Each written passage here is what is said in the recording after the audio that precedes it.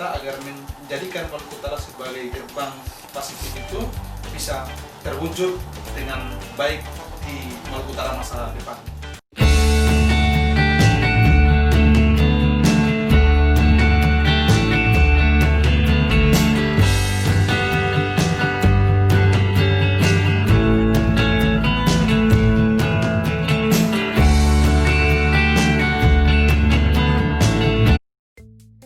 Assalamualaikum warahmatullahi wabarakatuh. Salam sejahtera. Pada kesempatan hari ini telah hadir bersama saya tokoh muda dari Maluku Utara yang biasa saya sapa Bang Mul. Siap. Yang nama lengkap kalau nggak salah Mulyansa Abdurrahman. Kepada Abang disilakan untuk memperkenalkan diri dulu. Baik, terima kasih Alinda Ici ya atas kesempatannya. Saya kira kalau perkenalkan ya cukuplah, kita sudah sering di action lah di media. Tapi kali ini kita di Ici Amahoro Channel ya. Iya. Ya mudah-mudahan kita ada kesempatan ini bisa berbagi gagasan, pemikiran terkait dengan Maluku Utara. Kebetulan kita ini juga walaupun mengabdi di daerahnya orang di Papua, Jakarta, tapi ya kita juga minimal berkontribusi terhadap negeri kita. Sendiri ya. Jadi Abang sendiri dari Maluku Utara. Makanya tadi saya sebut tokoh muda Maluku Utara ya. Iya, betul. Dari Maluku Utara, lebih spesifik Maluku Utara dari mana? Halmahera. Halmahera. Iya. Oh, Halmahera ini sudah cukup dikenal ya untuk Halmaheranya. Iya. Kemudian selanjutnya dari Halmahera, Maluku Utara Abang hijrah ke Papua, kemudian dilanjutkan ke Jakarta.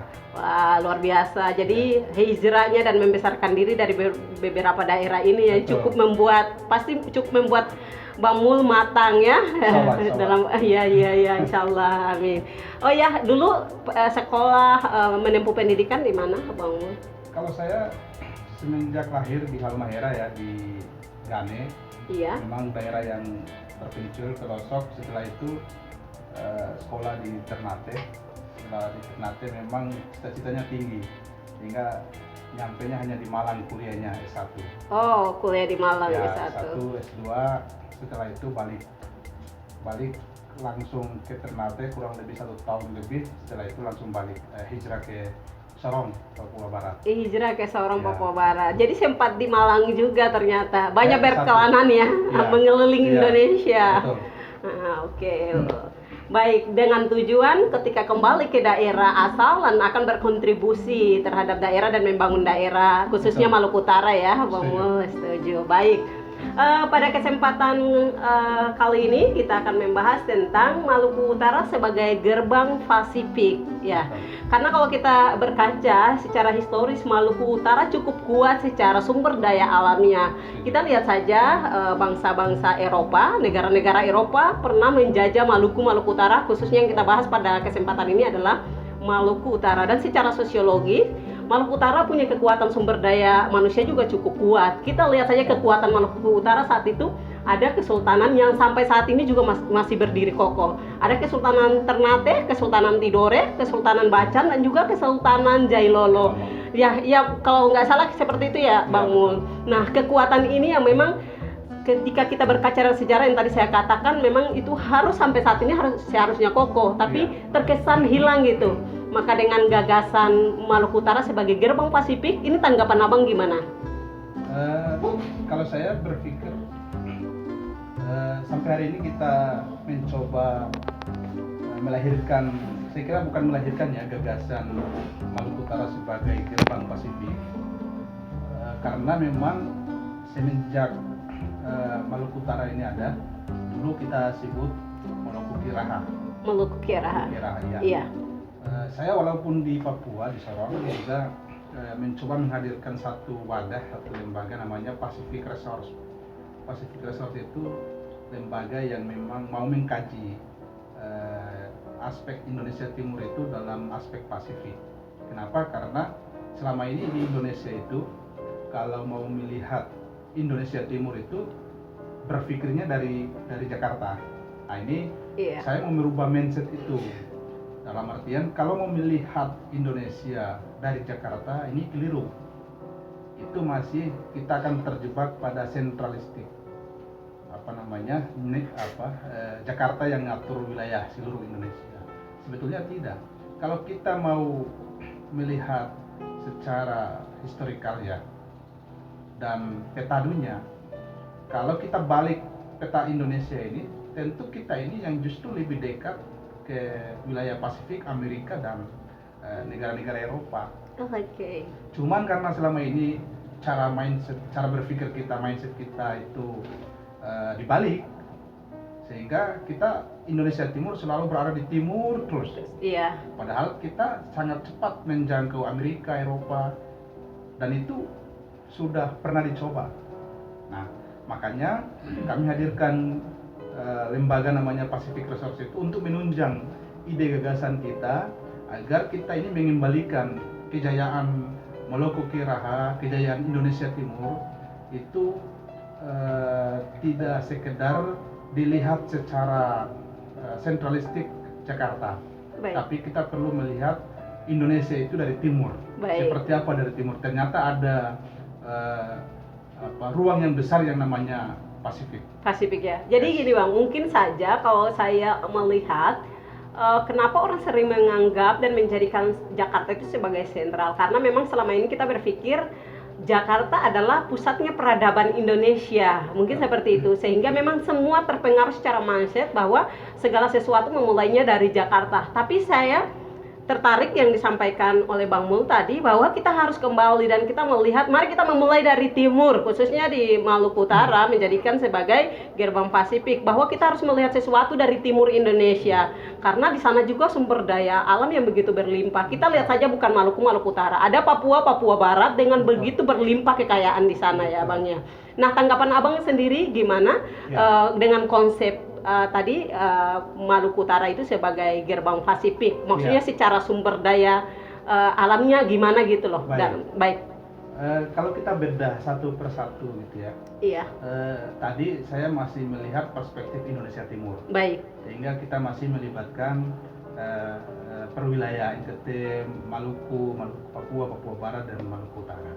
Kalau lebih fokus kepada Maluku Utara, justru Maluku Utara ini menjadi pintu gerbang Pasifik. Kenapa?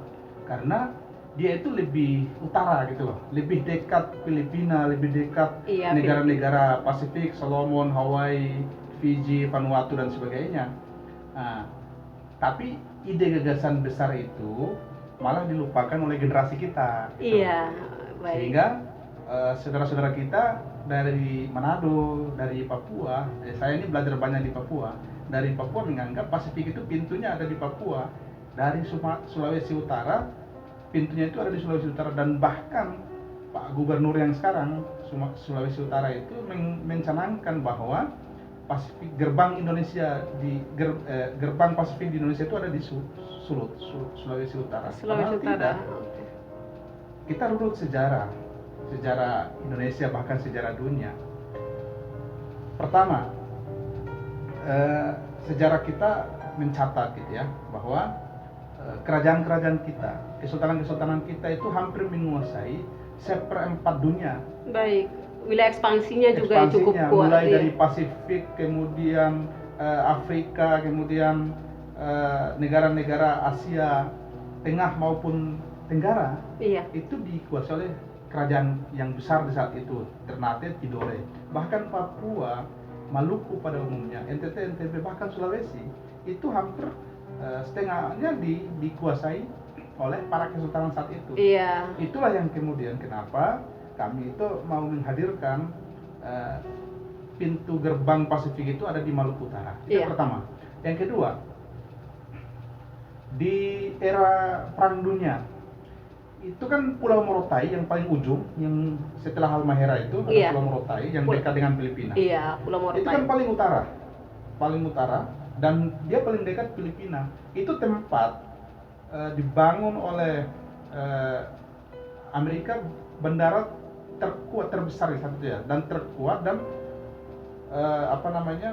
pertama di Indonesia kan, dan dua bandara kalau dalam kita melihat infrastruktur bandara di dunia itu kan yang paling terkuat kan ada dua tempat, itu bandara di Amerika dengan di Morotai, benar. Gitu. Iya. Itu yang saya kira sejarah-sejarah inilah membuktikan bahwa Maluku Utara ini satu wilayah yang memang menjadi pintu Pasifik saat itu. Iya. Belum lagi negara-negara Eropa. Kita coba lihat Spanyol, Inggris, Portugis, kemudian Belanda. Ini mereka datang ke Indonesia itu di mana tempatnya? Iya. Ternyata mereka ke Maluku Utara. Apa yang mereka cari? Rempah-rempah. Iya. Ada pala, ada cingke, Iya. ya kan di saat itu. Itu artinya bahwa kenapa generasi hari ini lupa bahwa wilayah ini adalah wilayah tempat pertempuran dan persinggahan awal orang Eropa, Amerika, bahkan Asia yang lain, bahkan Pasifik. Itu yang kita lupa. Baik. Saya kira begitu. Oh, baik. Jadi sebenarnya saat ini Abang resah juga ya dengan Iya. kondisi saat ini. Betul. Jadi memang karena tadi kita sudah katakan bahwa Jakarta itu dijadikan sebagai poros peradaban Indonesia. Segala sesuatu itu dari Jakarta, sehingga kita lupa dari timur Indonesia yang begitu berlimpah kekayaannya. Nah, namun sehingga kita juga beberapa daerah yang ada di timur Indonesia itu termasuk dalam kategori tertinggal, daerah tertinggal loh, Bang. Setuju. Iya kan? Setuju. Bahkan masuk dalam kategori termiskin. Setuju. Nah, ini yang parahnya. Padahal miskin dari mana kalau kita kaji dari secara sosiologis dan ekonomi juga nggak ada miskin-miskinnya orang di timur Indonesia. Terus kajian miskinnya itu dari mana? Mungkin mindset ini yang harus kita rubah ya, cara berpikir ini yang harus kita rubah. Nah, Bang Mul, untuk menjemput tadi Maluku Utara sebagai gerbang Pasifik, apa saja yang harus disiapkan oleh generasi muda, Ya. khususnya di Maluku Utara? Saya kira saya sudah ngajak ya dengan Iya. teman-teman terakhir ini saya ngajak teman-teman pelajar mahasiswa dari Maluku Utara itu, Iya. wadah kami namanya Gerbang Malut. Itu sengaja memang di situ terdiri dari teman-teman pasca sarjana baik S1, S2 maupun S3-nya. Kemudian para dosen yang asal dari Maluku Utara saya coba kumpulkan dan kita bahas. Kita mengkaji aspek Maluku Utara ini dalam aspek Pasifik, sehingga sumber daya alam yang begitu melimpah, Iya.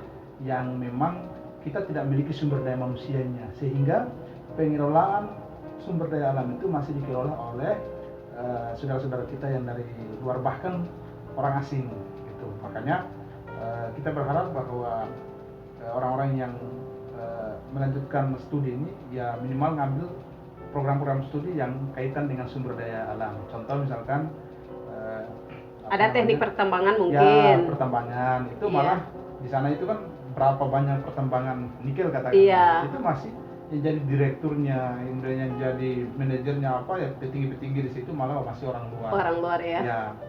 Benar. Kemudian kita ini beberapa daerah sangat kaya dengan sumber daya perikanan kelautan. Baik. Nah, kita hanya pintar mancing gitu. Kita hanya pintar ngambil ikannya, tapi kita tidak mampu mengolah ikan itu menjadi produk unggulan di daerah itu. Baik, daerah iya. Maluku Utara. Nah, itu yang menarik, Itu, benar. ya. Jadi memang gerbang Pasifik ini kita memang lebih cenderung pada perikanan ya, kelautan. Nah, sementara kita di sana itu yang tadi katakan bahwa kita pandai memang mengambil ikan, tapi Ya. untuk mengolah ikan ini kita tidak mampu. Ya, Bahkan menggokan apa namanya ikan misalkan dari lokal itu ke nasional bahkan internasional itu kita belum sanggup sampai pada tahapan itu. Mungkin kemarin ada pembahasan ya, misalkan di Komisi 4 itu ada 2 anggota DPR RI yang dari Maluku dan Maluku Utara, ada Bapak Abdullah Tuasikal, ada Ibu Lin ya, Mus yang memang Alin Mus yang sempat membahas tentang lumbung ikan nasional ya, Maluku dan Maluku Utara diperjuangkan sebagai lumbung ikan nasional. Nah, mungkin ini salah satu juga kesiapan untuk menjadikan Maluku Utara sebagai gerbang Pasifik. Nah, jadi gimana? Apakah konsep ini sudah pernah dibicarakan mungkin dari pihak pemerintah ataupun wakil rakyat yang dari daerah Maluku atau Maluku Utara? Iya, saya malah update terakhir itu. Iya. Apa namanya? Jadi Indonesia wilayah gerbang Pasifik itu malah di Sulut, Di Sulawesi Sulut, Utara. oke, Jadi iya. ide gagasan ini cepat sekali diambil oleh saudara-saudara kita dari Sulawesi Utara. Yang seharusnya orang Maluku Utara berpikir bahwa peluang ini ada di kita gitu. Misalkan tadi Adinda Ici sudah bicara soal beberapa anggota DPR RI yang lagi konsen ya untuk membuat memperjuangkan Maluku sebagai lumbung ikan nasional. Artinya, Iya. Ini kan perspektif anggota DPR kita. Iya. Saya kira perlu kita dorong hal ini. Iya. Kita berkolaborasi dengan pihak-pihak yang memang berada di wilayah itu supaya kita jadikan Maluku Utara sebagai gerbang Pasifik itu bisa diakses semua hal, semua Kalangan pemikiran ya. dan kolaborasi Oke, baik. kebijakan-kebijakan yang mendukung Maluku Utara sebagai gerbang Pasifik itu untuk menjadi Maluku Utara yang tidak hanya di mata Indonesia yang lebih baik, tapi di mata dunia. Karena kita di mata dunia sudah saat itu pernah dikenal. Ya, pernah ada dan dikenal mungkin sampai saat ini. Ya. Bahkan dunia mengenal bahwa ada kesultanan besar yang ada di Maluku Utara, khususnya Maluku Utara. Ada Ternate dan Tidore itu udah mendunia sampai saat ini. Bang, terus selanjutnya bagaimana kesiapan sumber daya manusia yang ada di Maluku Utara untuk menjemput tadi gagasan ini? Ini yang saya masih resah melihat kita generasi masa depan Maluku Utara itu yang hari ini saya sebetulnya optimis melihatnya. Cuman perjalanan akhir-akhir ini saya kok merasa anak-anak Maluku Utara kok misalkan kuliah di Australia, kuliah di Amerika minimal atau di Inggris kok tidak terlihat gitu loh. Kok baru 1-2 orang, misalkan ada 1 orang di Inggris itu namanya Aryo. Itu orang asli Maluku Utara. Kita sudah bangga kalau ada orang Maluku Utara, baru 1 yang kuliah di Inggris. Bahkan kita seolah-olah menganggap wilayah-wilayah lain ini tidak bersaing. Padahal kalau di Papua, saya belajar banyak di Papua. Teman-teman saudara-saudara kita di Papua ini banyak sekali yang kuliah di Inggris, kuliah di Australia, Amerika, benar. Kita ini, saya melihat ya, orang Maluku Utara kalau 1 orang kuliah di Amerika itu sudah dan satu provinsi itu tahu siapa, misalkan namanya Muhammad. Ada Muhammad itu ngambil S1-nya di Amerika. 1, bukan banyak. Seharusnya kan minimal ya pemerintah daerah ya. Saya kira ini sebetulnya tugasnya pemerintah daerah bertanggung jawab minimal kirimlah 10-20 orang untuk ke Amerika, 10-20 orang untuk ke Australia, 30 orang ke Jerman. Ya 100 orang itu kalau pulang bangun Maluku Utara sangat luar biasa. Iya. Hari ini mana? Coba kita kayaknya lagi dilema ini melihat Maluku Utara ini generasi masa depannya ini malah jalan ini kan sindir-sindir semua ini. Sehingga saya melihat, gimana ini kayak begini nih orang Maluku Utara ini. Kok tidak seperti di Papua, tidak seperti di Sulawesi Utara atau orang-orang NTT. Iya, yang benar. Mereka banyak sekali berkelana di luar negeri gitu. Benar. Kalau saya lihat juga sebenarnya Papua yang paling banyak ya. Sangat mereka banyak. Direkomendasikan untuk kuliah di luar negeri, khususnya di Australia, di Amerika dan lain sebagainya. Ini sebenarnya prestasi karena membangun daerah itu kita tahu bersama harus dari segi pendidikan. Karena pendidikan itu sendiri adalah untuk memanusiakan manusia. Betul. Suatu daerah kayaknya nggak akan maju kalau memang tidak maju pendidikannya, Bang ya. Iya. Makanya saya potong.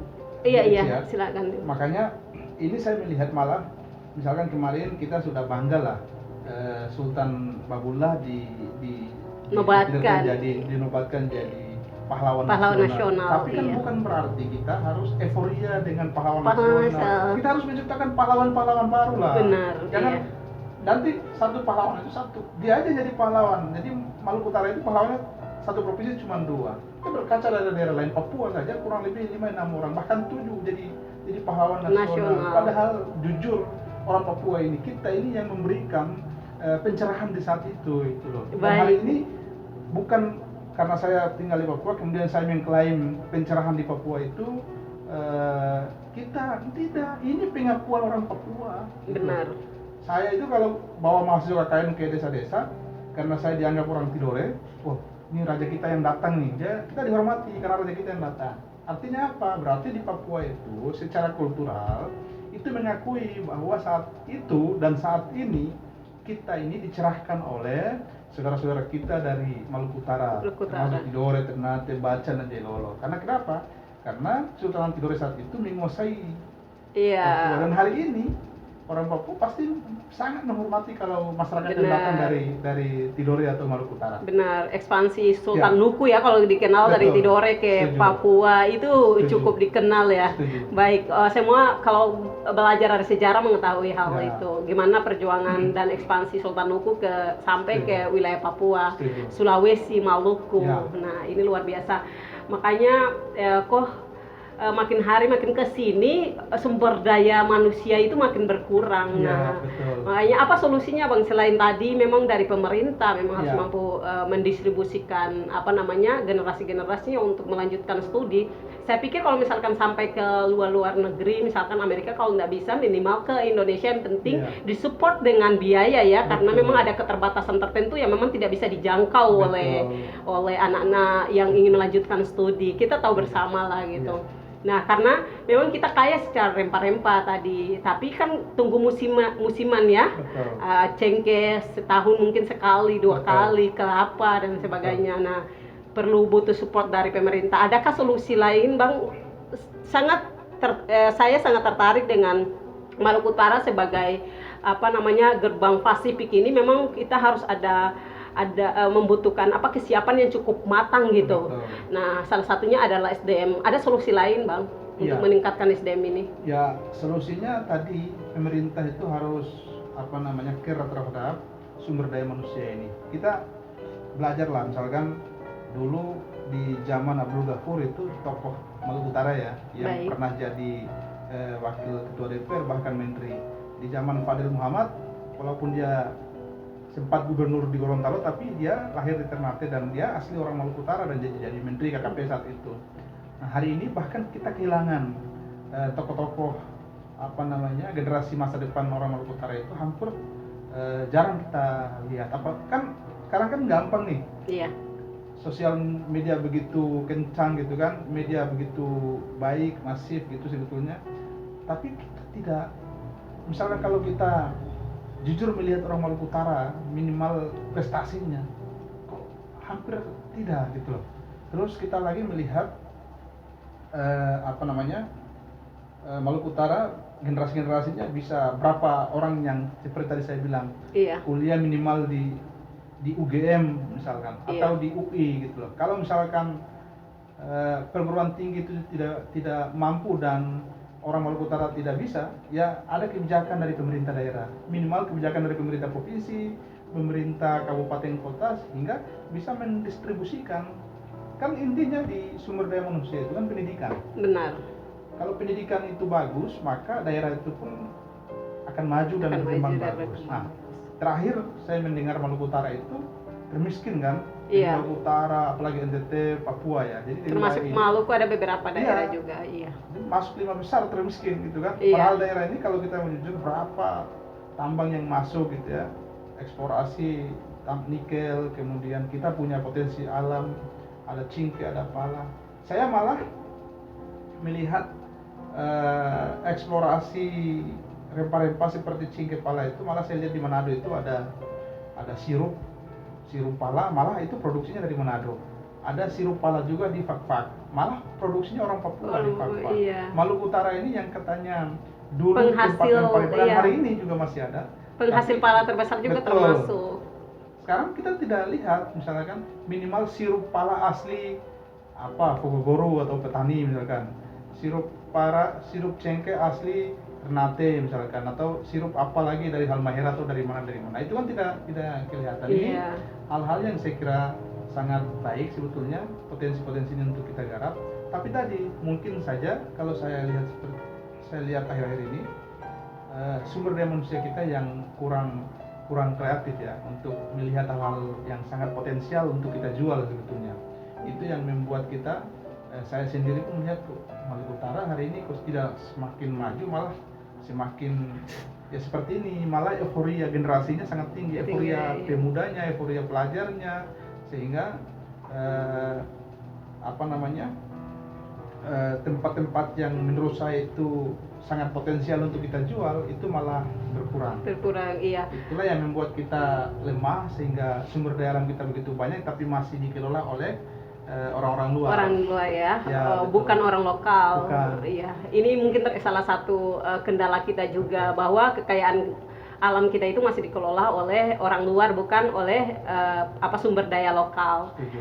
Nah, kita mungkin dituntut agar lebih kreatif dan inovatif ya, anak Ya. muda lebih kreatif dan inovatif untuk bagaimana mengembangkan diri, wawasan gitu. Nah, Bang, untuk Maluku Utara sebagai gerbang Pasifik ini sekali lagi apa sih manfaatnya dari gagasan yang dicanangkan ini? Iya, makanya Alina Ici, saya memang siap maksimalkan teman-teman saudara-saudara kita dari Maluku Utara ini, khusus pelajar mahasiswa, agar mampu mengembalikan kejayaan Maluku Utara saat itu di masa kini. Kita harus kembalikan. Baik. Kenapa? Karena ini sangat penting. Artinya memang sulit untuk kita mengembalikan itu, tetapi minimal kita sudah menggerakkan. Makanya ide gagasan Maluku Utara sebagai gerbang Pasifik, saya akan buatkan wadah-wadah intelektual, forum-forum intelektual, forum kajian dan sebagainya. Kami akan maksimalkan bahwa Maluku Utara sebagai gerbang Pasifik. Saya secara pribadi berniat, kita masih muda, masih berkreasi seperti ini, tanggung jawab besar kita terhadap Maluku Utara. Ya, saya berniat agar Maluku Utara sebagai gerbang Pasifik itu benar-benar terwujud, dan itu saya mewujudkan soal itu dengan kreativitas, dengan kemampuan dan kesempatan kita di masa kini, saya kira gitu. Baik, terima kasih Bang untuk menutupi perbincangan dan diskusi pada kesempatan ini. Ada pesan terkait dengan ini, baik itu kepada pemerintah ataupun masyarakat, mahasiswa, pemuda-pemudi, silakan. Ya, saya kira saya berharap kepada pemerintah daerah, khusus gubernur, wali kota, bupati, bahkan stakeholder yang lain, para pengusaha, para birokrat lah, kemudian tokoh-tokoh dari Maluku Utara, ya kita sama-sama berkolaborasi mengharmoniskan kekeluargaan kita untuk membangun masa depan Maluku Utara itu jauh lebih baik. Saya kira kita tidak saling memaksa, tapi kita mencoba berkolaborasi dengan kemampuan dan kreativitas kita agar menjadikan Maluku Utara sebagai gerbang Pasifik itu bisa terwujud dengan baik di Maluku Utara masa depan. Saya kira begitu. Adinda Ici, atas kesempatannya sudah mengajak kita di channel Ici Omahoro. Terima kasih. Terima Adinda kasih Ici. Bang. Saya mengucapkan terima kasih atas gagasan yang luar biasa. Gagasan ini Bang jarang ya dibicarakan oleh anak muda, tokoh-tokoh muda, dan saya baru pertama kali mendengar ada sebuah terobosan baru dan gagasan baru terkait dengan Maluku Utara sebagai gerbang Pasifik. Ini baru pertama saya dengar, dan itu konsep ini, gagasan ini hadir dari Bang Mul sendiri. Saya mengapresiasi itu.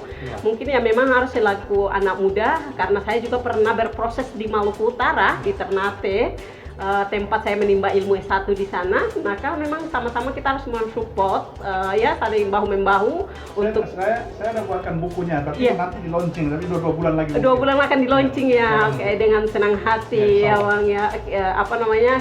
Akan mengundang Abang untuk berbicara terkait buku yang akan Abang luncurkan nanti. Kita memang harus sama-sama saling support, ya kan, saling bergandengan tangan untuk membangun daerah kita, baik itu Maluku Utara maupun Maluku. Amin. Baik. Terima kasih atas kehadiran Bang. Sekali lagi, saya butuh pemikiran-pemikirannya di lain kesempatan. Amin. Bisa. Ya, Assalamualaikum warahmatullahi wabarakatuh.